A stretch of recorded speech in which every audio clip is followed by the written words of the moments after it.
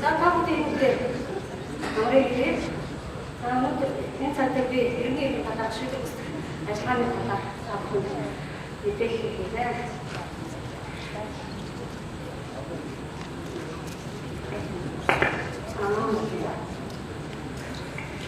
За иргэний шийдвэр үүсгэх ажиллагаа ярихын өмнө шүүгэн шийдвэр үүсгэх хуулийн төсөл маань шийдвэр үүсгэх ажиллагаа дөрвөн янзын төвд хувааж авагдсан байж байгаа. За нэгдүгээр бол иргэний эргийн, захиргааны эргийн, зөрчлийн эргийн, эрүүгийн эргийн талаар шүүгэн шийдвэр үүсгэх ажиллагаа гэсэн дөрвөн төрөлд авагдсан байж байгаа. За шүүгэн шийдвэр үүсгэх хуулийн маань төсөлд иргэний эргийн талаар шүүгэн шийдвэр үүсгэх ажиллагаатай холбоотой зохицуултыг зүгээр эслэг хуваар нь аваад үзэх юм бол нийт одоо дөрвөн үзэг баримтлалаар ярьсан 302 зүйлтэй хуулийн төсөл явуулж байгаа. За энэ 47% нь яг иргэний эргийн шийдвэр үүсгэх ажиллагааны зохицуултууд эзэлж байгааг та бүхэн харж байна. За захиргаа 9%, салбаас үр дүрэл 12, 20-18, за байгууллагын үйл ажиллагаатай холбоотой зохицуултууд 14% гэсэн ийм үзүүлэлтээр энэ зохицуултын эслэг хөв эзэлж байгаа. За иргэний эргийн шийдвэр үүсгэх ажиллагаанд маань зөвхөн ямар төрлийн шүүхийн шийдвэрүүд ямар зарим бичиг хамаардаг гэдэг юуны өмнө одоо ярихын зүйлээ. За иргэний эргийн шийдвэр үүсгэх ажиллагаанд маань яг хууль заасан гараад иргэний хэргийн болон эрүүгийн эргийн хэрэгтэй хам шийдвэрлсэн иргэний нэхэмжлийн талаар шүүхийн шийдвэр. За нөгөө хэргийг хэлбэршүүлсэн журмаар шийдвэрлсэн шүүгчийн захирамж. За гадаад улсын олон улсын гэрээ заасан бол гадаад улсын шүүг олон улсын арбитрийн байгууллагын шийдвэр. За шүүгээр баталгаа тусаа их бүхий байгууллагын шийдвэр. За мөн зарим төрлийн гэмтэргийн ургамаас бохирчид бүхэн төлбөр олох сангийн зөвлөлийн шийдвэр. За шүүгээс гарах шийдвэрийн биелэлийг баталгаажуулах шүүгчийн захирамж гэсэн 6 төрлийн шүүгийн шийдвэр маань энэ иргэний эргийн шийдвэр үүсгэх ажиллагаанд маань хамаарх нэ. За үүнээс 6 төрлийн ажиллагаанаас юу шийдвэрс маань яг 3 төрлийн нь бол яг шүүгийн шийдвэр. За бусад 3 нь бол шүүгээр баталгаажсан шүүгчийн захирамж байгаа. За мөн энэ шүүгийн шийдвэр үүсгэх тухай хууль маань үүсгэх баримт бичгийн хэмжээнд давж үзэхээр заасан 2 төрлийн шийдвэр байж байгаа. За энэ ямар шийдвэр вэ гэхээр нэгдүгээр иргэний эргийн талаарх шүүгийн шийдвэрийг үүсгэхтэй холбоотой ах шийдвэр гүйцэтгэгчийн зардал агуулгах тухай тогтоол байж байгаа. За нөгөөр албан туулгын худалдааны эрхлэн хөтлөгчөөс эдгэрийн эрх шилжүүлэх тухай эрхлэн хөтлөгчийн шийдвэр маань мөн одоо адилхан иргэний эргийн үүсгэх баримтчгийн нэгэн адил шүүгийн шийдвэр үүсгэх тухай хууль заасны дагуу иргэний журмаар үүсгэх ажиллагаа явуулахаар явуулын төсөлд маань зохицуулагдсан байгаа. За та бүхэнд иргэний эргийн шийдвэр үүсгэх ажиллагааны талаар мэдээлэл хүргэхийн өмнө би энэ сэдвийн сонголтыг бол 4 бүлэгт 6 бүлэгт хувааж авч та бүхэнд ярина. За нэгдүгээр иргэний эргийн шийдвэр үүсгэх ажиллагааг үүсгэх, төлөвлөцүүлэх, хойшлуулах, дуусгах гэсэн нөхцөл журмын талаар ярина. За хоёрдугаар болохоор иргэний эргийн шийдвэр үүсгэх ажиллагааг баталгаажуулах арга хэмжээ буюу албаны арга хэмжээний төлөвлөлтийг эргэн үүсгэх талаар ярина. За гуравдугаар болохоор төлбөр төлөгчийн хөрөнгөөс суудлах хийх ажиллагаа. За мөн энэ дотор хуулийн этгээд иргэнээс төлбөр гаргуулах ажиллагааны онцлог өөр юу байдаг юм бэ? Энэ талаар ярина. За дараагийн дугаар болохоор төрөнгийн бус шаардлагыг үүсгэх ажиллагаа эргэн явуулах талаар шинээр орсон зохицуултын хүрээнд ярина. За эцэст нь иргэний эргийн шийдвэр үүсгэх ажиллагаа гомдол гаргах, за мөн иргэний эргийн шийдвэр үүсгэх ажиллагааны зардлыг тооцох, хэрхэн тооцох талаар ийм бүлгэлсэн системчлэгийн дагуу та бүхэнд ярина. За иргэний эргийн шийдвэр үүсгэх ажиллагаа үүсгэх, эсгээр үүсгэх, нэгтгэх гэсэн ойлголт шинээр энэ хуулийн төсөлд маань орсон байж байгаа. За шийдвэр үүсгэх ажиллагаа маань өөрөө нөгөө саяны ярьсан 8 төрлийн гүйцэтгэх баримтчид дээр нь үндэслэл шийдвэр үүсгэх ажиллагаа шийдвэр үүсгэгчийн шийдвэрээ үүсгэхдээ явуулж байдаг. За энэ дээр шинэ хуулийн зохицуулалтын дээр маань бол ажиллагаа үүсгэхгүй байх нөхцөлийг зааж өгсөн байж байгаа. За өөрөөр хэлэх юм бол шүүхийн шийдвэр хүчин төгөлдөр болсноос хойш хууль заасан хугацаа өнгөрсөн тохиолдолд бол шийдвэр үүсгэх ажиллагаа үүсгэхгүй байхын үндслүүдийг бол зааж өгсөн байгаа. За энэ нь юу гэсэн үг вэ гэхээр за иргэний эргийн шүүхийн шийдвэр өөрөө хуулийн хүчин төгөлдөр болсноос хойш одоо 4 жилийн хугацаа өнгөрсөн тохиолдолд шийдвэр үүсгэх ажиллагааны журмаар энэ ажиллагаа явуулахгүй гэсэн шинэ зохицуултыг нь хууль үүсгэсэн байж байгаа. За хоёрдугаар болохоор шийдвэр үүсгэх ажиллагааны харьяал гэдэг. За энэ харьяалын асуудал бол одоо одоогийн хуулийн дээр ч гэсэн уламжлалтыг бол хадгалж байгаа. Шийдвэр үүсгэх ажиллагааны харьяал маань ерөнхийдөө төлбөр төлөгч иргэн бол тухайн оршин суугаа нөхцөл төслийн харьяаллаар За төлбөр төлөгч маань хуулийн этгээд бол үйл ажиллагаа явуулж байгаа газрын хаягаар за мөн дийлэнхий төрөнд байгаа газрын хаягаар одоо шийдвэр гүйцэтгэх ажиллагаа явуулдаг үндсэн харьяалалтай. За энэ харьяалал дээр нэмэгдүүлээд шинээр хуулийн төсөлд маань төлбөр төлөгчийн маань хөрөнгө тодорхойгүй байх юм бол тухайн оршин сууж байсан сүүлийн одоо хаягаар ажиллагаа хийх үстийг тусгасан байж байгаа. За мөн бусдын аймаг эрүүл мэнд гэм очруулсан дагуулдаг шийдвэр гүйцэтгэх ажиллагааны талуудын оршин суугаа төлөвлөсгийн харьяалаар шийдвэр гүйцэтгэх ажиллагаа явуулах юм зохицуултыг тусгасан байна. За шинээр орсон нэг онцгой зохицуулт бол онцгой харьяал гэдэг юм энэ хууль дээр заагдж өгсөн байж байгаа. За онцгой харьяал гэдэг нь маань төлбөрийн төрлийг одоо төлбөрийн төрлөөр дагнсан одоо нэгжээр ажиллагаа гүйцэтгэхийн харьяаллыг бол хууль шинээр одоо тусгасан байж байгаа. Өөрөөр хэлэх юм бол одоо татан буугдсан, дампуурсан банк хадгалан зээлийн оршоо банкны үр оруулах нөгөөдгөр татвар нийгмийн даатгалаар төлбөрийн төрлөөр одоо дагнсан нэгжээр энэ гүйцэтгэх харьяаллыг бол шинээр энэ бол зохицуулсан байгаа. За мөн одоо хуульд маань шинээр хэсгээр гүйцэтгэх гэдэг ойлголт байж байгаа. За одоо бол шийдвэр гүйцэтгэх баримтчтай хүмүүстэй шийдвэр гүйцэтгэх ажиллагаа гүйцэтгэх баримтч болгоны хүрээнд шийдвэр гүйцэтгэх ажиллагаа зохион байгуулагддаг бол шинээр гарч байгаа хуулийн төсөлд маань бол хэсгээр гүйцэтгэх гэдэг ойлголт шинээр зохицуулагдсан байж байгаа. За хэсгээр гүйцэтгэх гэдэг маань ерөнхийдөө иргэний эргийн шийдвэр гүйцэтгэх ажиллагааны цар хүрээ нөлөө дэвсгэрийн онцлогоос хамааран хоёр буюу түүнээс дээш шийдвэр гүйцэтгэгч нар тодорхой шийдвэр гүйцэтгэх ажиллагаа явуулахыг даалгахаар ийм зохицуулалт орсон байж байгаа. Өөрөөр хэлбэл бидний одоо ярь цаасаа хэсгээр гүйцэтгэх буюу одоо нэг групп ажиллагаа хийн гэдэг энэ зохицуулалт маань энэ хэсгээр гүйцэтгэх гэдэг ойлголт нь тодорхойлогдоод явж байгаа. За хэсгээр шийдвэр гүйцэтгэх ажиллагаа гүйцэтгэж байгаа тохиолдолд тухайн нөгөө төслийн харьяалаар гүйцэтгэх баримтыг бүлээн авсан гүйцэтгэгч тухайн хэсгийг одоо ахтаад шийдвэр гүйцэтгэх ажиллагааг удирдан зохион байгуулах ийм чиглэлийн нарийнжсэн зохицуулалтууд энэ зохицуулалтын дотор зохицуулагдсан байна. За шийдвэр гүйцэтгэх ажиллагаа маань төлөвлөжүүлэх тохиолдлууд үндэслэлүүд тодорхой заагдсан байдаг. За шийдвэр гүйцэтгэх ажиллагаа бол шүүгчийн захирамжаар алах шийдвэр гүйцэтгэхийн тогтоолоо гэсэн ийм хоёр шийдвэрийг үндэслэн шийдвэр гүйцэтгэх ажиллагаа бол төлөвлөсөн. Одоогийн хүчин төгөлдөр мөрдөгдөж байгаа хуулийн зохицуулалтын бол ерөнхийдөө бол хэвээрээ байгаа. Үндэслэл энэ заагдсан зохицуулалтын өрөөнд. За энэ дээрээс тэр шүүгчийн захирамжын дээр өнгөөр ялгсан улаанаар одоо ялгсан хэсэг бол одоо хөрөнгө орлого байхгүй албан гаргах боломжгүй бол хөрөнгө тогтоох хүртэл гэсэн энэ үндэслэл маань дуужин одоогийн энэ орчин төгөлдөр өөрчлөж байгаа хуульд бол алах шийдвэр гүйцэтгэгчийн эрх хэмжээнд байсан. За энэ зохицуулалтыг бол шүүгчийн одоо захирамжаар ажиллагаа төлөвлөжүүлэх нөхцөл рүү орж одоо үндэслэлийг одоо зохицуулалтыг өөрчилсөн байж байгаа. За алах шийдвэр гүйцэтгэгчийн тогтоол тэр тухайн шийдвэр гүйцэтгэх ажиллагаатай холбоотой эрүүгийн хэрэг үүсгэсэн гэсэн зохицуулалтыг бол нарийнжсэн зохицуулсан байж байгаа. За энэ маань одоо зохицуулж байгаа хуулиар болохоор эрүүгийн хэрэг үүсгэсэн бол хэргийг шалган шийдвэрлэх хүртэл хугацаанд төлөвлүүлэхээр заасан.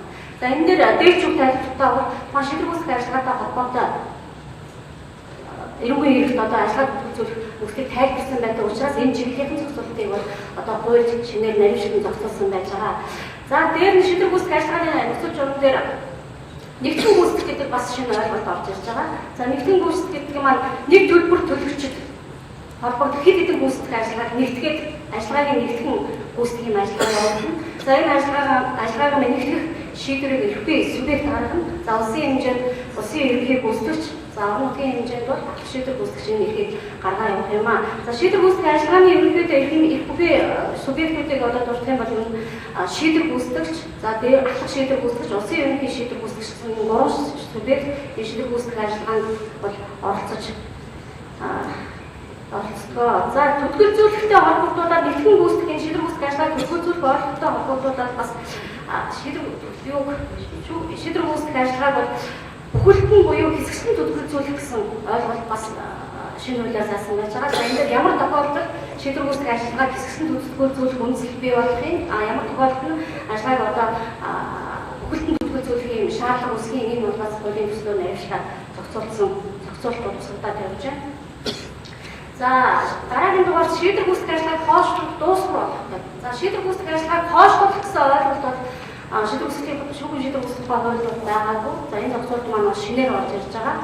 За хойшлуулах гэдэг зохицуулалтын хүрээнд бол шийдвэр гүйцэтгэх ажиллагаа маань ямар хэлбэрээр явагдах вэ гэхээр нэгдүгээр нөгөө тухайн төлбөр төлөгчийн эд хөрөнгөнд албатрын арга хэмжээ явагдсны үр дүн төлбөр төлөгч авахчийн одоо хүсэлтийг харгалзан шийдвэр гүйцэтгэж хойшлуулах энэ өслийг төлөвлөсөн байж байгаа. За төлбөр төлөгчийн хувьд бол сайн дураар төлбөр төлөх хүсэл байж шаардна. За нөгөө талаас төлбөр авахчийн хувьд бол тухайн одоо хүсэлтийг одоо зөвшөөрсөн юм хүсэл байж таарна. За энийг шийдвэр гүйцэтгэгч маань талуудын хүсэл дээр нь баталгаажуулах аргачлалын арга хэмжээ авч хөрөнгө хамгаалсны үндсэн дээр шийдвэр гүйцэтгэх ажиллагаа 30 нот хүртэл хугацаагаар хойшлуулах нөхцөлийг энэ хуулиар зохицуулсан байна. За шийдвэр гүйцэтгэх ажиллагаа дуусгах болгох хуулийн одоо зохицуултууд одоо ч байдаг. За энэ дуусгах болгох зохицуултын хүрээнд бол одоогийн мөрдөж байгаа хуулийн хувьд бол шийдвэр гүйцэтгэх ажиллагаа мөнгөн төлбөрийн шаардлагыг үүсгэхтэй холбоотой шийдвэр гүйцэтгэх ажиллагааны төслүүдийг одоогийн хуулиар зааж өгсөн байдаг. Өөрөөр хэлэх юм бол төлбөр төлөгч төлбөрөө төлсөн эсвэл мөнгөн төлбөр дээрээ харьцан давхарцсан, эвдэрсэн гэсэн ийм боцууд одоо мөнгөн төлбөртэй холбоотой зохицуултыг бол тусгасан байдаг бол шинээр гарч байгаа хуулийн төсөл дээр маань бол мөнгөн төлбөрөөс гадна тодорхой үйл ажиллагааг гүйцэтгэхгүй байгааг даалгах, за нөгөө талаар фижен тэтгэх буюу хүүхдийн тэтгэлэг гаргуулах ажиллагаатай холбоотой зохицуултыг 3 төрөлд одоо ажиллагаа дуусгах хүнслийг бол нарийнхан зохицуулсан байна. За дуусгах ажиллагаа маань бас нөгөө талаараа гомдол гарахгүй байх ихээр бас ялгаатай ажиллагаа явагддаг. За фижен тэтгэх талуудын эмнэлэгтэй холбоотой ажиллагаанд шийдвэр гүйцэтгэх ажиллагаа дуусгах болсон тохиолдолд хууль заасан үндсэн журмын дагуу бол талуудаас гомдол гарах эрхийг нээлттэйгээр зохицуулсан байж байгаа. За бусад үндслүүд бол шийдвэр гүйцэтгэх ажиллагааны талууд бол дуусгах болсон үндслээр гомдол гарах эрхгүй байхаар энэ хуулийн зохицуул тусгацсан байж байгаа. За дээр нь одоогийн үед гүйцэтгэх баримтчид буцаах гэсэн ойлголт байдаг. За тэгвэл энэ дээр төлбөр авах хүсэл гаргасан, хоёрдугаар худалдан борлуулалтаагүй хөрөнгийг төлбөр авахаас татгалзсан, гуравдугаар шийдвэр гүйцэтгэх ажиллагаанд өөрийн үйлдэл эсвэл дээр саад учруулсан ийм 3 тохиолдолд гүйцэтгэх баримтчид буцаах юм зохицуулт байдаг. За энэ буцаасан тохиолдолд буцаа хийх эрхтэй байдаг одоогийн зохицуулт. За тэгвэл шинэ хуулийн зохицуултын дээр маань бол төлбөр авах хүсэл гаргасан, мөн худалдан борлуулалтаагүй хөрөнгийг төлбөр авахаас татгалзсан тохиолдолд буцаа хийх эрхгүй байхаар бас ийм хуулийн хязгаарлалтай зохицуултыг хууль шинээр тусгасан байгаа. За хоёрдугаар сэдвийн хүрээнд нөгөө системчлсэн сэдвийн хүрээнд бол хоёрдугаар сэдвийн хүрээнд шийдвэр гүйцэтгэлийг баталгаажуулах арга хэмжээ. За шийдвэр гүйцэтгэлийг баталгаажуулах арга хэмжээ гэдэг нь хуулийн төсөл тос шинээр нэг томьёогийн хувьд тусгасан байж байгаа. За одооний хууль дээр шийдвэр гүйцэтгэх ажиллагаа гэсэн нэршлэр бол явж байгаа. Шинэ хууль дээр бол баталгаажуулах арга хэмжээ гэж томьёологдсон байж байгаа. За баталгаажуулах арга хэмжээ гэж яг юу хэлээд байна вэ гэхээр гүйцэтгэх баримтчид заасан нөгөө шаардлагыг тогтоосон хугацаанд биелүүлэхэд чиглэгдсэн юм бол албатлын арга хэмжээ гэж явсан утгаараа ойлгоно. За өргөн хүрээнд бол хууль дээр бол яг энэ нөгөө статистик дээр гарцсан юмгаар бол хуулийн төсөл дээр бол зохицуулагдаад явж байна. За шийдвэр гүйцэтгэхийн баталгаажуулах арга хэмжээний төрлүүдийг бас нэг хууль заасан байж байгаа. За дээр нь цэнхрээр ялгаад бичсэн дээр талд нь байгаагнууд нь бол дандаа шинээр орсон зохицуултууд. Доор нь байгаа бол одоо байгаа үлдэж байгаа хуулийн төсөл дээр байгаа зохицуултууд. Одоо бидүүмжлэг хураах, худалдан борлуулах, хөрөнгөний биелүүлэг авах, за харилцаатаас хөтөлбөрөөс суудлыг бусдад байгаа хөрөнгөнд ажиллагаа гэсэн ийм явцсан хүрээнд шийдвэр гүйцэтгэх ажиллагаа албатлын арга хэмжээ маань их учир бүтээлтэй байсан бол за шинэ хуулийн төсөлд албатлын арга хэмжээний төрлүүд маань маш их өргөн хүрээнд шийдвэр гүйцэтгэхийн эрх хэмжээг нэмэгдүүлэх чиглэлээр шийдвэрийн биелэлийг хангах чиглэл рүү нэлээд төлхөө зохицуултууд тусгасан байж байгаа. За өөрөөр хэлбэл бас санхүүгийн баримтчид үслэг хийх, за талууд болон бусад хуулийн этгээдийн гүйцэтгэх баримтчид нөгөө гүйцэтгэх баримтчид шаардлагыг хангах зорилгоор тодорхой үр бүлээх гэсэн мэдээллийг шийдвэр гүйцэтгэгч хүргүүлэх, за мөн төлбөр төлөгч түүний одоо хөрөнгийг эзэмшиж ашиглаж байгаа гурван шилтгэлийн эдгэргэнд үслэг нэгжлэг хийх, за улсын бүртгэгдсэн эрхийг төлөвлөзүүлэх, за улсын бүртгэгдсэн эрх төлөвлөзүүлэх гэдэг нь нөгөө 3 төрлийн эрх байж байгаа. Эдгэргийн эрх, за иргэний шижил хөдөлгөөний эрх, авчиг баримт юу улсын хуулийн этгээдийн улсын бүртгэгдсэн 3 төрлийн эрхэндээ хориг хязгаарлалтыг бол шийдвэр гүйцэтгэгч энэ хуулиар бол шууд тогтоогод явах боломжтой болохоор байгаа. За дээр нь бас банк эрхгүй одоо хуулийн этгээдэд дансны эзэмших эрхний хязгаарлалт тогтоох, эсвэл дансны орлого зарлагын бүлгэнд хяналт тавих энэ зохицуул шинээр нэмэгдээ. За мөн худалдан борлуулалтаагүй хөрөнгийг төлбөр авч шийдвэрлэх, мөн одоо энэ зорилгоор албан чөлөөлөх ажиллагааг шийдвэр гүйцэтгэх шууд гүйцэтгэх ажиллагааны төрөл маань орсон байна. За мөн эдгэргийн хадгалуулах, хамгаалуулахаар хүлээлгэн өгөх энэ шийдвэрлэлийн зохицуулт маань энэ албатлын арга хэмжээний төрөл болон хууль тусгагдаад явж байгаа. За шийдвэр гүйцэтгэх ажиллагаа маань өөрөө тодорхой хуулиар тогтоосон тодорхой цаг хугацаанд явж байгаа. Өөрөөр хэлбэл хууль заасан 6 цагаас оройн одоо 10 цаг хүртэл шийдвэр гүйцэтгэх ажиллагаа явуулахаар хууль бол заасан байдаг. Одооны хуулийн дээр чинь зохицуулт байдаг. За энэ хугацаанд хууль заасан энэ цагийн хугацаанд бол ерөөсөө ямар хугацаанд шийдвэр гүйцэтгэх ажиллагаа явуулах вэ гэдэг шийдвэр гүйцэтгэгч маань өөрөө тодорхой цагаар тогтоом ажиллагаа зохион байгуулахаар мөн хууль заасан байдаг. За энэ дээр шинээр нэрсэн орсон зохицуултын хувьд бол шийдвэр гүйцэтгэх ажиллагааны тал болох нөгөө төлбөр төлөгч авахч маань энэ шийдвэр гүйцэтгэх ажил албатай арга хэмжээ авах тохиромжтой нөгөө цаг хугацааны талаар санал гаргах эрхтэй байгаа. Санал гаргаж болохоор энэ зохицуултыг хууль шинээр оруулсан байж байгаа. За энэ саналын үндэслэлд шийдвэр гүйцэтгэх шигээ үндэстэй байх юм бол өөрөө энэ хуулийн хууль заасан хугацааны дотор тодорхой цагаар санал үндэслэлд ажиллагаа зохион байгуулах боломжийг бас энэ шинээр тусгасан байна. За мөн албатай арга хэмжээнд одоо байгаа хууль дээр шийдвэр гүйцэтгэгч маань төлбөр төлөгчөөс эдрэнгийн мэдүүлэг гэж авдаг. Өөрөөр хэлэх юм бол таны өмчлөлт ямар төрлийн эд хөрөнгө байна вэ? Та хаанаас юу авах ёстой вэ? Энэ талаарх хөрөнгөний мэдүүлгийг тогтоосон маягтын дагуу авах ажиллагаа явуулдаг. За тэгвэл шинэ хуулийн төсөлд маань төлбөр төлөгчөөс гадна бусад этгээдээс энэ төлбөр төлөгчийн хөрөнгөний талаар мэдүүлэг авахар ийм зохицуулт шинээр тусгацсан байж байгаа. За хэрвээ ажиллагааны 3 дахь шигээд энэ одоо мэдүүлэг өгөхөөс зайлсхийсэн, худал мэдүүлэг өгсөн, эсвэл хөрөнгөний нуун даалгасан гэхийн үндэслэлтэй байх юм бол хөрөнгийг ерөн сурчлах ажиллагааг одоо шийдвэр гүйцэтгэж явуулахаар заасан байж байгаа. За мөн 3 дахь шигээс мэдүүлэг авахтай ажиллагаатай холбогдуулаад зөрчлийн тухай хууль дээр мөн 3 дахь шигээдэд зөрчлийн хариуцлагатай онцгой бас хуулийн зохицуулалт нэрвчлээд зөрчлийн хуулийн дээр бол давхар явагдаж байгаа. За шийдвэр гүйцэтгэгч маань бусдын орон байрны үслэг нэгслэгийг нэвтрэн орох эрхтэй байдаг. За одооны хуулийн дээр ч гэсэн ийм эрх байж байгаа. За энэ зохицуулалт зөвхөн төлбөр төлөгчийн орон байрны нэвтрэх ажиллагаа байдаг бол за шинээр хуулийн төсөлд маань болохоор төлбөр төлөгч түүний хөрөнгийг эзэмшиж ашиглаж байгаа 3 дахь чиглэлийн орон байранд одоо алх шийдвэр гүйцэтгэгчийн зөвшөөрлөд ажиллагаа хийх төслийг тусгасан байж байгаа. За энэ нэвтрэх үслэг нэгслэх хийх ажиллагаа маань бол эрүү зөрчлийн одоо процессоос бол ялгаатай. За нэгдүгээр бол хүчин нөхцөл шүүхийн шийдвэрийн үндсэн дээр энэ ажиллагаа явуулдаг. За хоёрдугаар бол 3 шигэлийн энэ дээр юунд орон байр нэвтрэх дээр бол алх шийдвэр гүйцэтгэгч өөрөө шууд зөвшөөрөл өгөөд ажиллагаа хийх боломжийг энэ хуулиар зохицуулсан байж байгаа. За энийг зохицуулахдаа бас зохицуултын өрөөнд одоо юу байсан гэж байгаа. Албан нүүлгээс бусад тохиолдолд энэ зөвшөөрлийг алх шийдвэр гүйцэтгэгчийн зөвшөөрлийг авахар зохицуулсан байж байгаа. За дээр нь энэ үндслэг нэгслэх орон байрны нэвтрэхтэй тухайн нөгөө орсон суугч эзэмшигчдээс заавал зөвшөөрөл авах энэ зохицуултыг бас заасан байж байгаа. За хэрвээ нөгөө нэвтрэн ороход маань нөгөө орсон суугч эзэмшигч хэрвээ саад орчуулах юм бол одоо шаардлагыг биелүүлэхийг сануулгах, дээр нь албаны арга хэмжээ эхлүүлэхийг энэ урьдчилан анхаарах юм зохицуултууд тусгацсан байж байгаа. За тэгээд нөгөө 3 дахь шигэд маань одоо ажиллагааны саад учруулах юм бол одоо нэвтрэн ороход эд зүйл цааш хөгжөө юу байдгийг тийм ээ тэр саадыг бол арилгаж шууд шийдвэр гүйцэтгэх ажиллагаа явуулах энэ нөхцөлийг энэ хуулиар бас наривчлан зохицуулсан байна. За дээр нь шийдвэрлэлийн одоо зохицуулт байж байгаа. За энэ дээр банк эрхтний хуулийн этгээдтэй дансанд үлдэж мөнгө өрнгийг битүүмжлэг шинээр одоо дансны олох зарлахын одоо хуулийн хяналт тавих нь зохицуулт байж байгаа. Дээр нь мөн үнэт цааснаас төлбөр гаргуулах ажиллагааг одооны хуулийн дээр бол үнэт цааснаас төлбөр гаргуулах ажиллагаа холбогдох хуулиар зохицуулагдана гэсэн юм ерөнхий зохицуулт байдаг. За тэгвэл энэ үнэт цааснаас ямар зөвшөөрлийн үнэт цааснаас нөгөө заасан үнэт цааснаас ямар төрлийн ажиллагаагаар яаж энэ төлбөр гаргуулах ажиллагааг явуулах наривчлан зохицуултыг мөн энэ зүйл хуулиар зохицуулсан байж байгаа. За дараагийн дугаар болохоор клирингийн насны мөнгө өрнгийг битүүмжлэх. Өөрөөр хэлэх юм бол бэлэн бус буюу төвлөрсөн гүйлгэнээс одоо энэ шийдвэр гүйцэтгэх ажиллагааг хэрхэн явуулж мөнгө өрнгийг шилжүүлэн авахын зохицуултыг тусгасан байж байгаа. За холбогдох хуулийн дээр бол яг клирингийн данс гэдгийг бол тодорхойлсон байна л да. Төлбөрийн даалгавар буюу үнэт цаасны шилжүүлгийн даалгаврыг дамжуулах, хуваарлах болон зарим тохиолдолд төлбөр тооцоо гэх юм баталгаажуулах үйл явц гэж тодорхойлсон байна. Ер нь бол клирингийн данс гэдгийг бол та бүхэн бол ерөөсөө бэлэн бус гүйлгээ төлбөрийн даалгавар шилжиж байгаа гүйлгээ тэгээд ойлгох болно.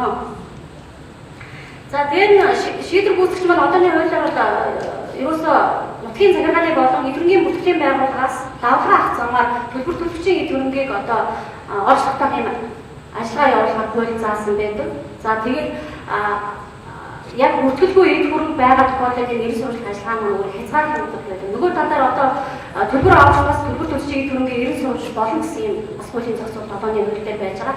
Тэгвэл жишээ нь хуулийн төсөлтөр маань эрен сурвалж ажиллагааны юм дээр бүр дагнсан нэгж ажиллахаар, дагнсан шийдвэр гүйцэтгэгч нар ажиллахаар хуулийн зохицуулалтыг хийж өгсөн байж байгаа. За энэ дээр шийдвэр гүйцэтгэгч нөгөө хууль заасан авралын арга хэмжээгээ хэрэгжүүлээд тодорхой үр дүнд хүрээгүй тохиолдолд энэ дагнсан нэгжийн шийдвэр гүйцэтгэгчид шийдвэр гүйцэтгэх ажил эрен сурвалж ажиллагаа явуулахыг даалгавар зохицуулсан байж байгаа.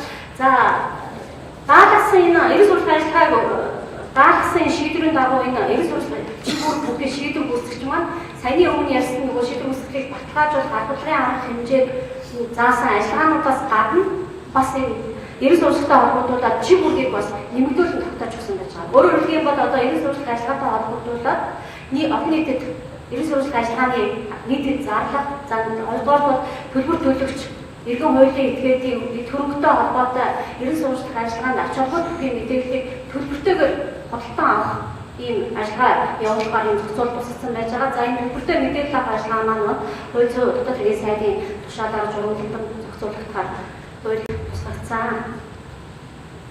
За эд хөрөнгө хадгалах хамгаалах гэсэн ажиллагаа бас шийдвэр гүйцэтгэх ажиллагааны амгалан арга хэмжээний төвд одооны хууль дээр бол ер нь битүүмжилж барьцаасан хөрөнгийг төлбөр төлөгч тусад тэгээд хадгалж болно гэсэн зохицуулалт байдаг. За тэгвэл энэ зохицуултыг маань шинэ хуульд бол нэлээд наривчлаад хадгалтыг ямар хэлбэрээр гүйцэтгэхийг наривчлаад заасан байж байгаа. За энэ дээр төлбөр төлөгчөөс гадна гэр бүлийн гишүүдэд за дээр нь шүүгэн шийдвэр гүйцэтгэх байгууллагаас гэрээ байгуулсан бусад этгээдэд хадгалтыг шилжүүлэхээр за мөн шүүгэн шийдвэр гүйцэтгэх байгууллага маань өөрийн тусгай одоо зориултын байранд бол төлбөр төлөгчийн хөрөнгийг одоо хадгалах за хадгалт хамгаалалтыг хариуцсан шинэ зохицуулалт хууль тусгагдсан. За дээр нь ажиллагааны нэг төрлийн худалдан борлуулах ажиллагаа гэдэг нь ажиллагааны төлөвлөлтөд би товчхон дурдсан.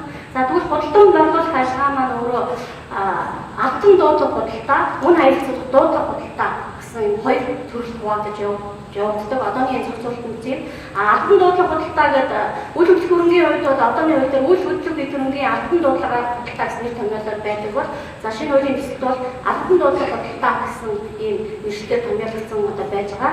За дээр нь энэ худалдан борлуулах ажиллагааны төрөл дээр маань бие даан худалдан борлуулах гэсэн ийм ажиллагааны төрөл ороод ирсэн байж байгаа. За энэ нь бие даан худалдан борлуулах гэдэг нь юу хэлээд байгаа юм гэхээр тухайн төлбөр төлөгчийн эд хөрөнд үнэлгээ тогтоогоод тухайн үнэлгээнд гомдол гаргаагүй бол тухайн нөгөө үнэлгээ тогтоосон шийдвэрийг нөгөө төлбөр төлөгч маань бүлээн авснаас хойш 3 хоногийн дотор одоо энэ үнэлсэн үнээрээ өөрийнхөө эд хөрөнгийг худалдан борлуулъя гэж хүсэлт гаргах шаардлагыг хуулиар зохицуулсан байгаа. Энэ хүсэлтийг бол хүсэлтийг бол шийдвэр гүйцэтгэж бүлээн авснаас хойш 3 хоногийн дотор хянан шийдвэрлэхээр за хүсэлтийн хэрэг бие даан борлуулах боломжтой юм юунд шийдвэрлэхэд байх юм бол шийдвэр гүйцэтгэгч маань 30 хоногийн хугацаанд тухайн хөрөнгийг бие даан борлуулах үүргийг бол төлбөр төлөгчид шилжүүлэхээр энэ зохицуулалт бол цааш нэр хууль тусгагдаад байна. За үн хаягдуулах албан дуудлага худалдааны хувьд та бүхэнд ойлгохын тулд зүгээр системчлсэн байж байгаа. За энэ дуудлага худалдааны хувьд бол ерөнхийдөө бол тодорхой хууль тогтоосон тодорхой ажиллагааны хугацаанууд бол байдаг. Энэ дээр бол зөвхөн нөгөө ажиллагаа явуулах нөхцөл үе шатын юм та бүхэнд ойлгомжтой байдлаар яг нь схем хэлсэн байж байгаа. За энэ улаанаар орсон тэр цэнгэр улаанаар орсон юмнууд бол дандаа шинээр орсон зохицуулалтууд. За үн хаягдуулах дуудлага худалдаа маань ерөнхийдөө өөрөө иргэний хуулийн 197-д заасан арга журмын дагуу гүйцэтгэлдэн. За дээр нь бол шийдвэр гүйцэтгэх хуулиар нарийсан зохицуулсан зохицуулалтын хувьд бол одоо тухайн эд хөрөнгийн үн тогтоогдсон байхыг шаардна. За хоёрдугаар нөгөө бие даан худалдан борлуулах хүсэлт гаргасан бол тэр хүсэлтийг шийдвэрлэх ажиллагааг дуудлага худалдаа явуулахаас өмнө шийдвэрлэх ёстой. За тэгээд хүсэлт гаргаагүй бол үн хаягдуулах дуудлага худалдаа одоо явуулна. Хүсэлт гаргасан тохиолдолд бол нөгөө 30 хоног төгссөн хугацаанд төлбөр төлөгч маань өөрийн үе хөрөнгөө худалдан борлуулаагүй тохиолдолд тухайн үнэлсэн үнээр төлбөр төлөгчид бол төлөвтэй тооцоо авахыг бол санал болгох ажиллагааны дуудлага худалдаанаас өмнө бол явагдана. За тэгээд аваагүй тохиолдолд энэ бол албан дуудлага худалдааны журмаар энэ хөрөнгийг борлуулах ажиллагаа явагдах юм аа. За дуудлага худалдаанд орсон хөрөнгө маань үнэлсэн үнээрээ зардаагүй тохиолдолд 30% бууруулан тогтоохоор дахин дуудлага худалдаа хийх юм зохицуулалт тусгасан байж байгаа. За энэ шийдвэрийг бол ахлах шийдвэр гүйцэтгэгч тогтоол хэлбэрээр гаргаад явна. За 30% буурсан хөрөнгө маань дахиад худалдан борлуулаагүй тохиолдолд буурсан үнээр төлбөр авахчид санд болох ийм хуулийн үе шатаагаар ажиллагаа явуулна. За энэ дуудлага худалдааны нэг онцлог зохицуулалт бол хөдлөг эдрэмгийн нэр төр зориулж шинж байдлыг хангацаад өөрөөр хэлбэл бол жижиг төрлийн одоо хөдлөг эдрэг нэр зориулж ижилэх нь багцаар худалдах тийм өрөнгө байх юм бол шүүхийн шийдвэр гүйцэтгэх байгууллага өөрөө бие даан худалдан болгох боломжтой хууль зохицуулсан байж байгаа. За хоёрдугаар худалдааны үйл ажиллагаа эрхлэлтэй хуулийн этгээд дээр гэрээлэн гүйцэтгэх ажиллагаагаар одоо худалдан болгох ажиллагааг явуулахаар зохицуулсан байж байгаа. За энэ дээр нэг хуулийн нэртэй зохицуулт байж байгаа. За үйл хөдлөх за үн хайцуулах дуудлага худалдаа нь өөрөө төвлөрч хураан аснаас хойш 2 сар за бие даан худалдан борлуулах хугацаа өгсөн тохиолдолд 3 сарын хугацаанд одоо борлуулах ажиллагаа явуулахын хуулийн зохицуулалттай. За тэгвэл хөдлөг эдрэмгийг нэр төрлөөр зориултаар дэлгүүрийн журмаар эсвэл нөгөө худалдааны үйл ажиллагаа хуулийн хэлээр борлуулж байгаа тохиолдолд энэ худалдан борлуулах хугацаа хамаарахгүй байхаар энэ нэртэй зохицуултыг бол бас хууль тусгадаад явж байна.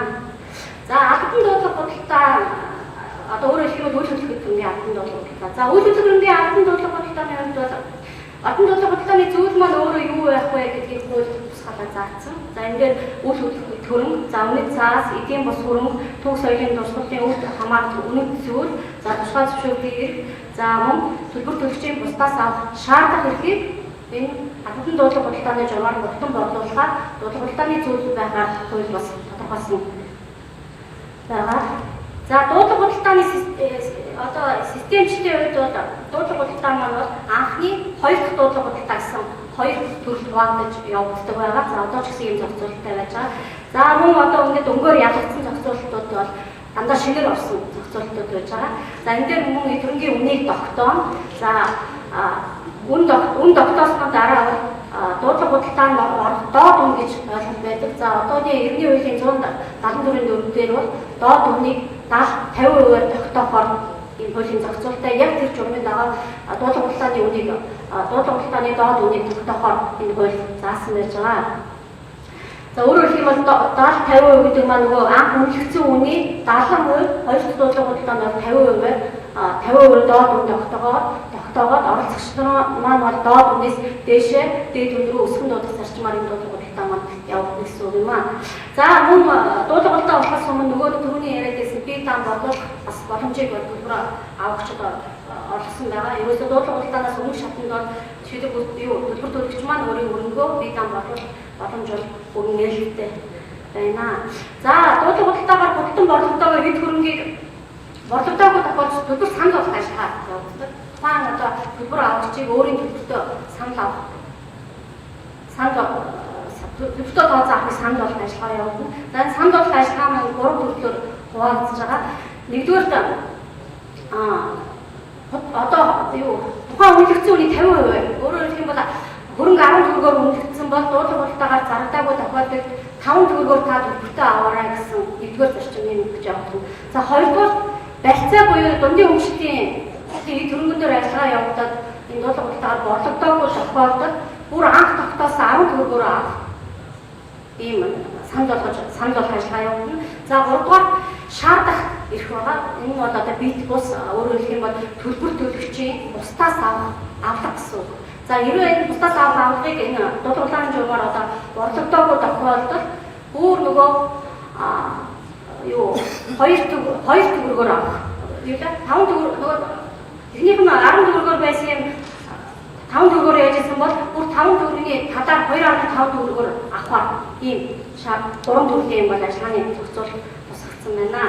За энэ дээр дуудлага худалдааны юу нөтер онцлог зохицуулалтын хувьд бол хоёр дахь дуудлага худалдаа явагдаагүй тооцох гэж шинэ зохицуулалт орж ирсэн гэж байгаа.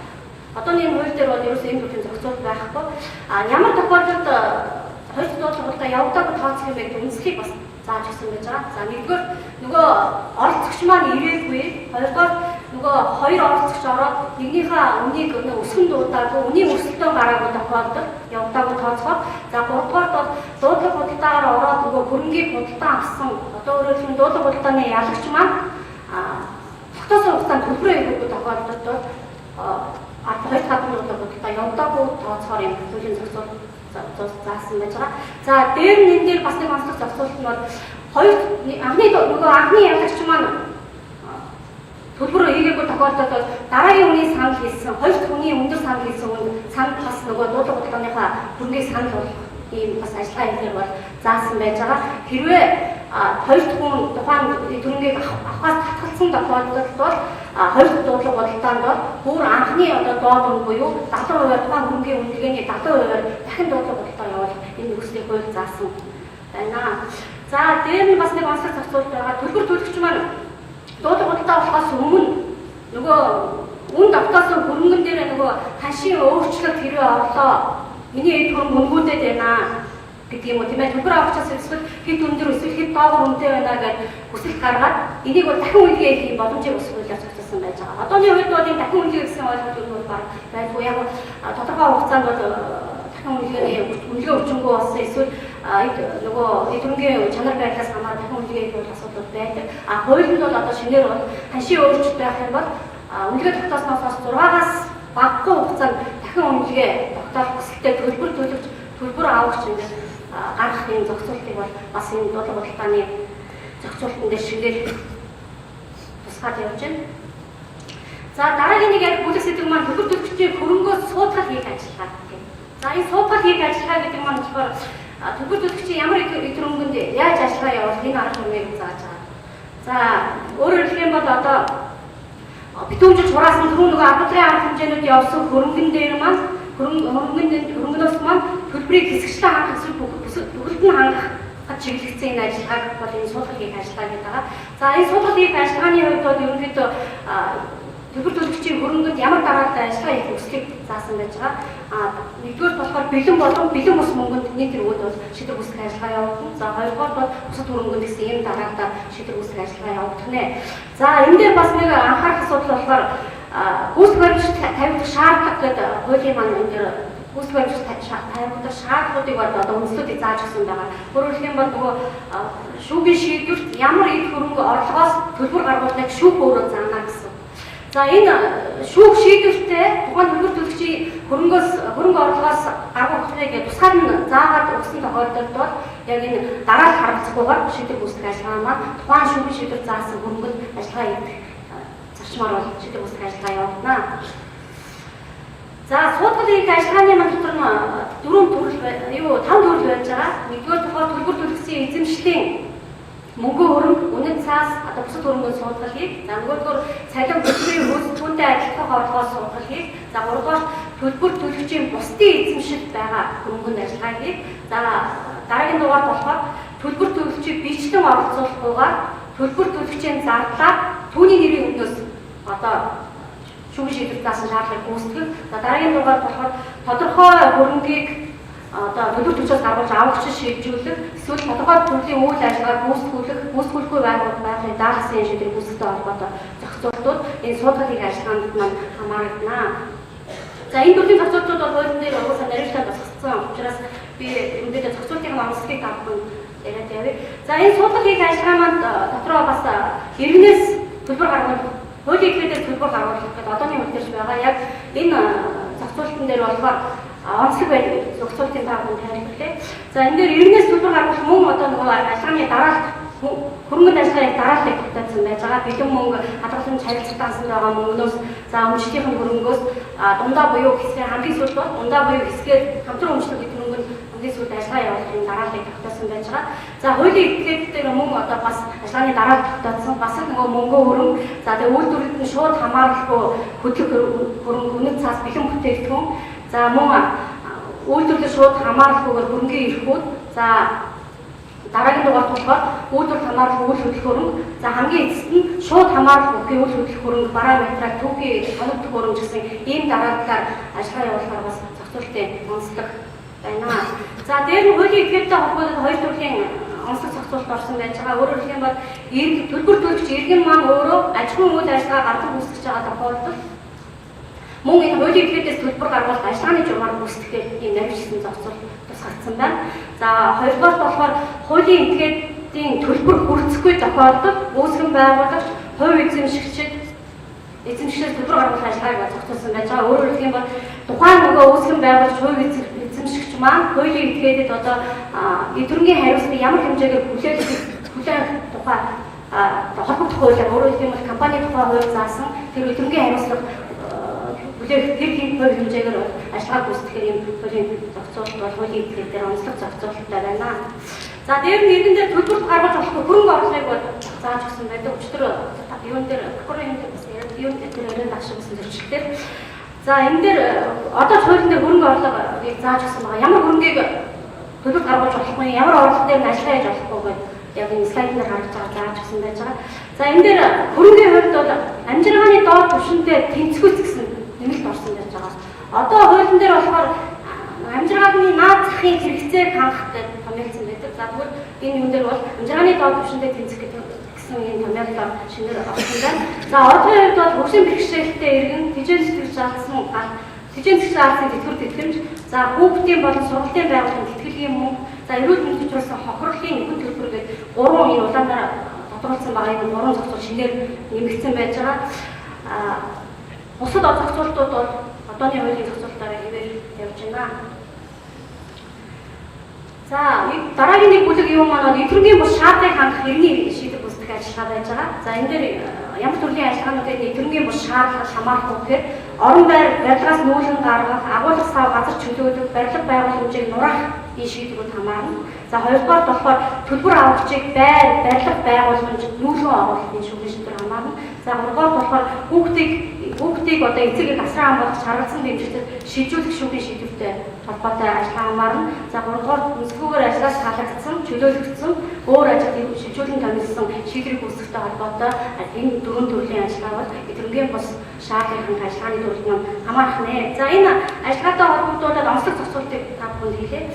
За энэ дээр ажиллагааны нөхцөлийг маань тодорхой заасан байж байгаа. Хоёрдугаар болохоор саяны дөрвөн төрлийн шүүхийн шийдвэр маань ямар тохиолдолд биелэгдсэн тооцох вэ гэдгийг хууль дээр бүр тодорхой заасан байж байгаа.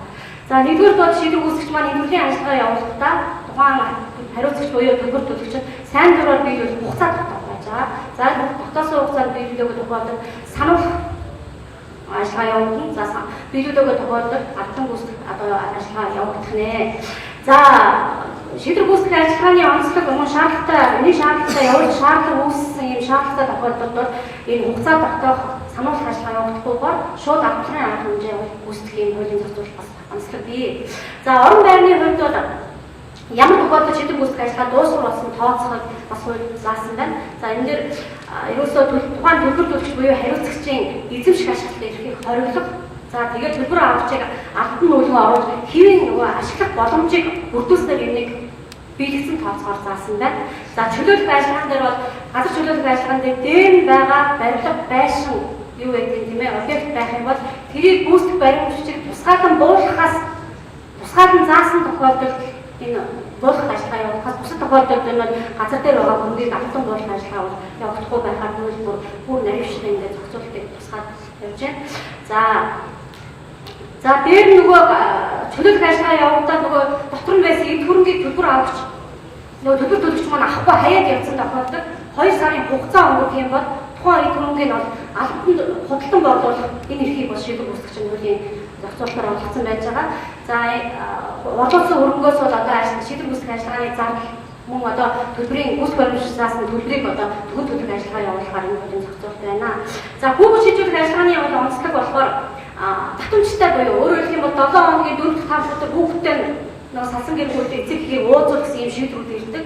За энэ тохиолдолд бол одоо 18 нас хүртэл нь одоо шийдвэр гүйцэтгэгч одоо дагаад 7 хоног болгон хүүхдийн хөдөлж явж ууцуулаад явуулах боломж байхгүй. Энэ дээр бол ажиллагааны онцлог нь бол гэрээ байгуулах ажиллагаа явуулна. Талуудыг одоо тухайн нөгөө шүүхийн шийдвэр заасан хүүхдэд холбоотой гэрээ байгуулах ажиллагаа явуулдаг. Гэрээний хэрэгжилтэнд бол шийдвэр гүйцэтгэгч маань хяналтыг хэрэгжүүлээд явах юм аа. За гэрээгээ хэрвээ зөрчиж юм бол шийдвэр гүйцэтгэгч ажиллагч сэргээгээд хадгалгын арга хэмжээ хэрэглэх юм хуулийн наривчлсан зохицуултыг хууль тусгадаад явж байна. За дараагийн дугаарт бол шийдвэр гүйцэтгэх ажиллагааны гомдлыг хянах хэлцэг бүрээ харьяалах гэсэн юм наривчлсан зохицуултууд орсон байгаа.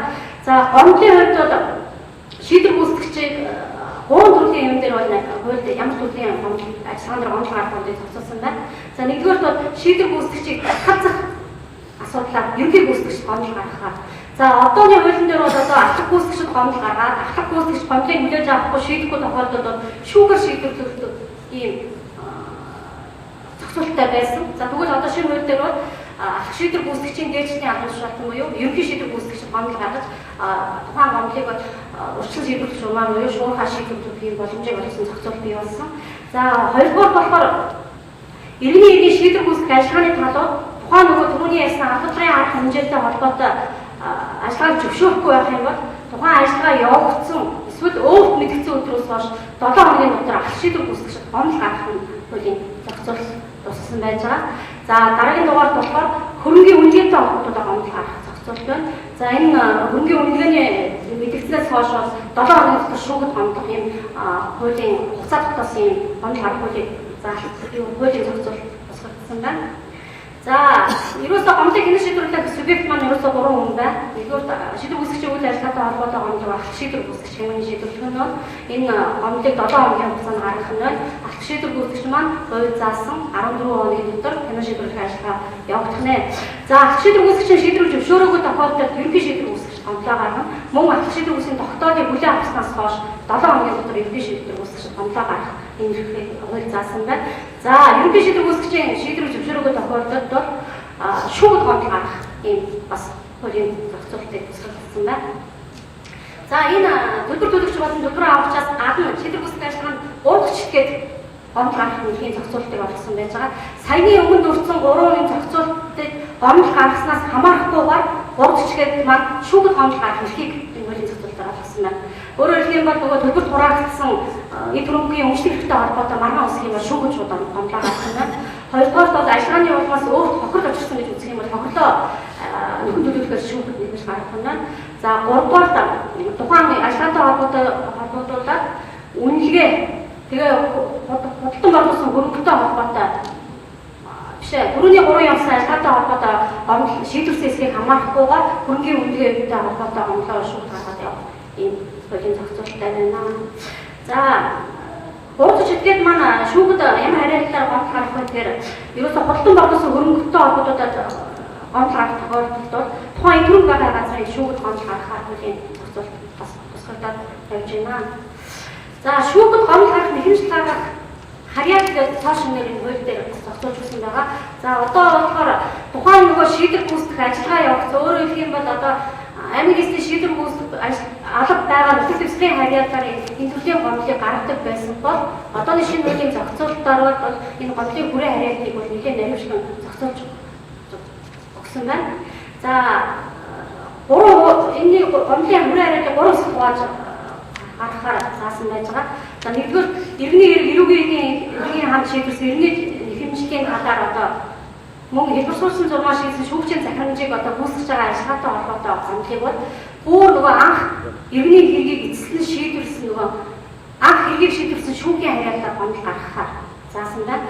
За хоёрдугаар Монгол улсын олон улсын гэрээнд заасан гадаад улсын шүүх олон улсын арбитрийн шийдвэртэй холбоотой юм бол тухайн нөгөө шийдвэрийг баталгаажуулж үүсэх ууц олгосон шүүхэд гомдол гаргах харьяалыг тогтоож өгсөн байна. За гуравдугаар эрхний албан тушаалтны шүүгээр баталгаажсан шийдвэр өөрөөр хэлбэл нөгөө нотариусийн мэдээ хуудас эдгэргийн хариуцлага хүлээлгсэн цэргийн аймгийн шийдвэр удирдлагын шийдвэр ч юм уу энэ төрлийн шийдвэр дээр нь нөгөө шүүхийн шийдвэрийг баталгаажуулах одоо иргэний процессын үеийн 69-ээр авдаг нөгөө хөрөнгө хамгаалах захирамжуудтай холбоотой гомдлыг бол иргэний эрх шүүгүүд энэ шийдвэрт тухай нийтлэг журмын дагуу гомдол гаргах харьяаллыг бол энэ хуулиар бас зохицуулж наривчлан зохицуулж өгсөн байна. За эцэст нь ярихад одоо энэ саяны шийдвэр гүйцэтгэх ажиллагааны баталгаажуулах арга хэмжээ дээр нэвтрүүлгээр суудлыг ажиллагаатай холбогдуулаад энэ иргэний эргийн шийдвэр гүйцэтгэх ажиллагааны зардал гэсэн ойлголт гарч ирдэг. За иргэний эргийн шийдвэр гүйцэтгэх ажиллагааны зардлын хувьд бол онцлог зохицуулалттай. Нэгдүгээр бол төлбөр авагч ажиллагааны зардлыг урьдчилан төлөх. За төлбөр авагчаас гаргуулсан хэмжээгээр төлөв төлөгчөөс нөхөн гаргуулах ийм ажиллагаа явуулж байдаг. За иргэний эргийн шийдвэр гүйцэтгэх ажиллагааны зардал иргэний эргийн шийдвэр гүйцэтгэх ажиллагаанаас бусад захиргаа зөрчлийн эрүүгийн эргийн одоо шийдвэр гүйцэтгэх ажиллагааны зардлыг бол хуульд бол улсын төсвөөс санхүүжгээр заасан. Зөвхөн энэ иргэний эргийн шийдвэр гүйцэтгэх ажиллагааны зардлыг бол талуудад одоо тогтоож өгсөн ийм онцлог зохицуулалт болгож тусгагдаад явж байна.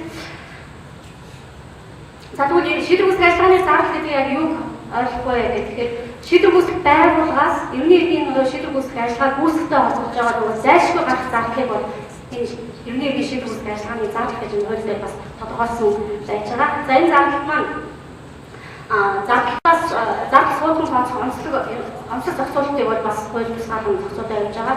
За энэ болохоор төрийн байгууллага өөрөө төлбөр авч оролцож байгаа тохиолдолд ажиллагааны зардлыг урьдчилан төлөх боломж байдаггүй. Энэ тохиолдолд одоо төлбөр төлөгчөөс гаргуулсан төлбөрийн үнийн дүнгээс хас тооцоогоор энэ онцлог зохицуулалт явж байна. За дээр нь нөгөө түрүүн 6 сарын үнэлгээ тогтоосноос хойш 6 сарын дотор талууд эдгэрэнгээ үнэлүүлэх дахин үнэлгээ хийх боломжтой гэдэг нь ярьсан. Яг тэрнтэй холбоотойгоор нөгөө төлбөр авах хүсэлт гаргах юм бол өөрөө зарлаад авах нь байна. Төлбөр төлөгч хүсэлт гаргах юм бол өөрөө зарлаад авах ингээд хүсэлт гаргасан тал энэ зарлаад авахаар ингээд зохицуул босгоцсон байна. За дээр нь бас онцлог зохицуулт бол орчуулсан хэлбэрчүүлсэн этгээд өөрөө бас ашааны зардлаа төлөхөөр хууль заасан. За дээр нь хичээл тэтгэх аймгийн эрүүл мэнд зочдсон хохирлыг улсын төсвөөс нөхөн төлөхөөр за цагаат төлбөр төлөгчөд нөхөн гаргуулж төсөв төлрүүлэх юм онцлог зохицуулт байна. За дараагийн дугаард болохоор гүйцэтгэх баримтч хүчингүй болсон тохиолдолд энэ улсын төсвөөс цаана удаа зардлыг тухайн этгээдэд олохоор энэ онцлог зохицуултын зардлыг зохицуулсан байна. За зардлын хувьд бол хууль зааснаар бол хууль зүйн сайдын болон сангийн сайдын тушаалаар журмын зохицуулахаар хууль заасан байж байгаа. За энэ зардал тооцох аргачлалыг бид ерөнхийдөө журмын төслөөр зохицуулах ёстой. За энэ журмын төсөл маань ерөнхийдөө төслийн байдлаар зохицуулагдсан явж байгаа. Зардлыг бол бид нар бол дотор нь 3 хуваацсан явж байгаа. Нэгдүгээр шийдвэр гүйцэтгэх ажиллагааг эхлүүлэх хөрөнгөний мэдээлэл цуглуулах баримт бичгийн зардал. За хоёрдугаар нөгөө нэг хөрөнгө битүүмжлэг барьцаал хураах худалдан бодлуулалт эрен сурвалжлалт ажиллагааны зардал. За 3-р дэлгэн шуудан холбоо шинжээчийн ажлыг үүсгэсэн 3 бүрт хуваа явж байгаа. За ажиллагаа эхлүүлэхтэй холбоотой зардал тухайн гүйцэтгэх баримтч заасан төлбөрийн шаардлагын хэмжээс хамаарч тэмдэгтийн урамж заасан тэр нэг аргачлалын дагуу хуулийн тооцоогоор зохицуулахаар санал явуулж байна. За хөрөнгө битүүмжлэг барьцаал хураахтай холбоотой ажиллагааны зардал болохоор ажлын нэг цагийн зардлаар тооцоогоор энэ аргачлал явуулж байна. За хэлгэм шуудан холбоотой шинжээчийн ажлын үстэй холбоотой зардал нөгөө тогтоосон тарифын хэмжээгээр шийдвэр гүйцэтгэх ажиллагааны маань зардал тооцогдоод явна. За миний ярьж сэдв ингээд эртний шийдвэр гүйцэтгэх ажиллагаатай холбоотой ерөнхийдөө базаад ярьлаа. За ер нь одоо яг 14 бүлэгийг хураамжуулаад тавьсан мэдээлэл хийлээ. За энэ ажиллагаа эртний шийдвэр гүйцэтгэх ажиллагаатай холбоотой бас асуулт байвал тавхны асуулт юм байна. Өөрөөр хэлбэл сайн дээ.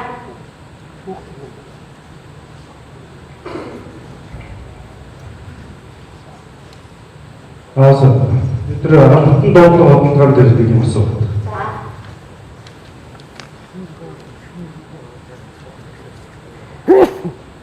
За хатан доотлого бодлогоор дээр жишээ нь 70%, 50% хувь оруулаад ингээд доотлого бодлогоо дууслаа.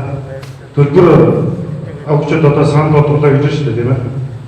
За гэтэл тэр барьцаалагдж байгаа барьцаалбарын маань үнэ хэмжээ доотлого бодлоо хоёрын үнэ хэмжээ өөр байгаа. Тэр доотлого бодлоор зарагдж байгаа 100 сая зарагдж байгаа гэдэг юм маань нөгөө хүн маань анх өөрийг нь авах гээд байгаа нэгжлэгч маань хүлээж авах гээд байгаа үнийн дүг бол өөрөөр хэлбэл за 30 сая төгрөг бай. Доотлого бодлоор үнэлэгдсэн үнээрээ нөгөө барьцаалбар маань өөрөө 100 сая болсон байна. За ингээд буугаад нөгөө 50% болоо дараачихт нь дахиад нөгөө авахгүй буцаагаад төлбөр авч санал болгохоор тэрэнд гарч байгаа зөрүүгийн нэр нь яаж шийдэх юм бэ?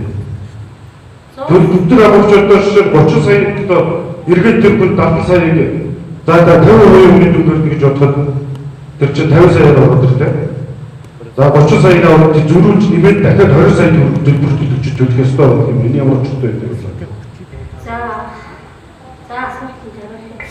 За энэ барьцааны хувьд болохоор угаасаа шүүмжлэл барьцааг хангахаар заасан тохиолдолд бол яг нь доотлого зардаагүй бол барьцааны юугаар санал болгоно. Гэхдээ хууль дээр маань бас нарийнхаа зохицуулсан байж байгаа. Үнийн зөрүү байгаа тохиолдолд бол зөрүү төлөхөөр.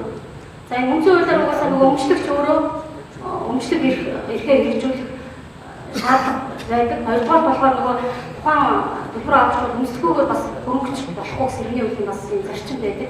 Тэгэхээр энэ зарчмынхаа хүрээнд бол зөрүүний асуудал заавал яригдана.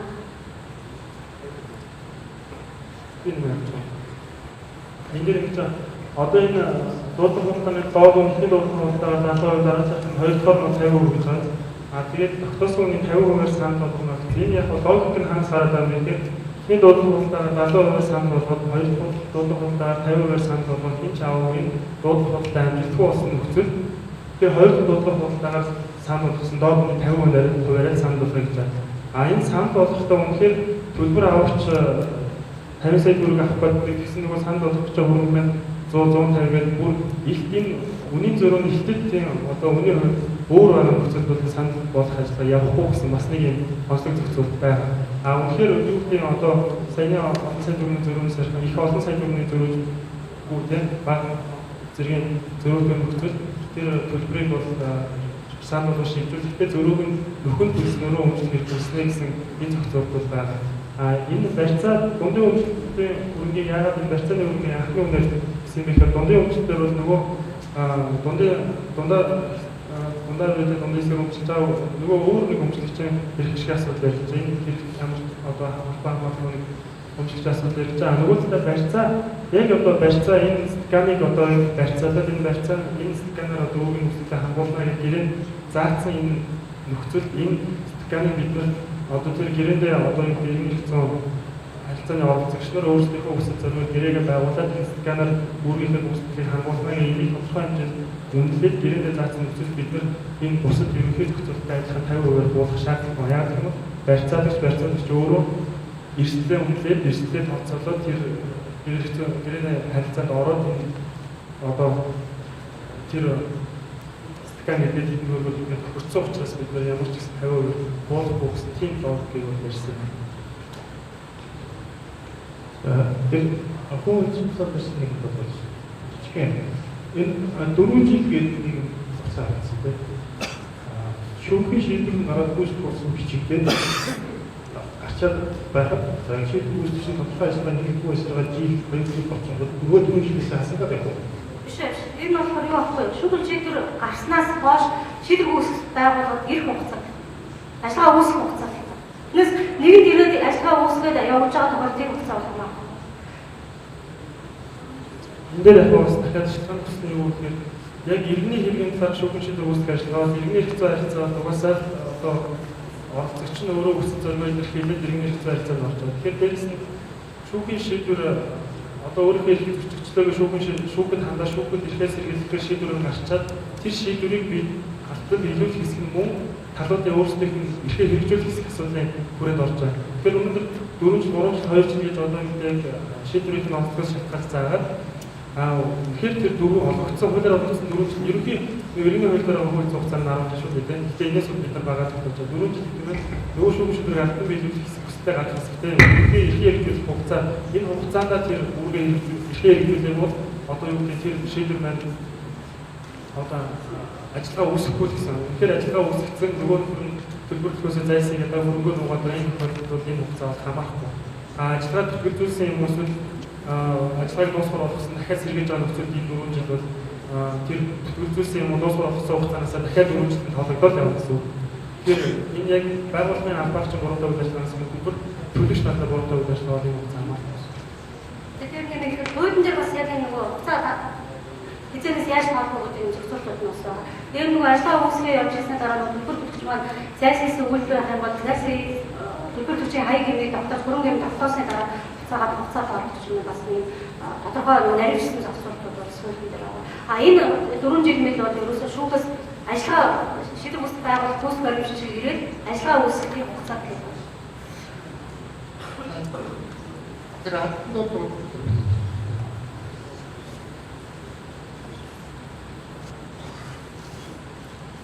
хатан дотоод нэг юм тайлбарлаж нэмээд хэлчих юм байна. Энэ юу гэсэн гэхээр үнэлгээ тогтоож байгаа. Талууд. Тэгээд талууд үнэлгээнд дээр гомдол гаргаагүй бол хатан дотоод цааш явах боломжтой.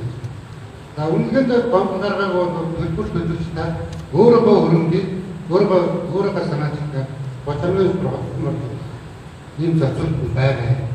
За энэ зохицуултаа хүрээд өөрөө хөтөлбөр бодож чадаагүй шийдвэр үүсгэх ямар ажиллагаа явуулах вэ гэхээр төлбөр авахч энэ үнээр төлбөртэй давж явах санал болгох. Төлбөр авахч үнэлсэн үнээр санал болгосон үнээр аваагүй тохиолдолд хатан дотоод цааш зохион байгуулах.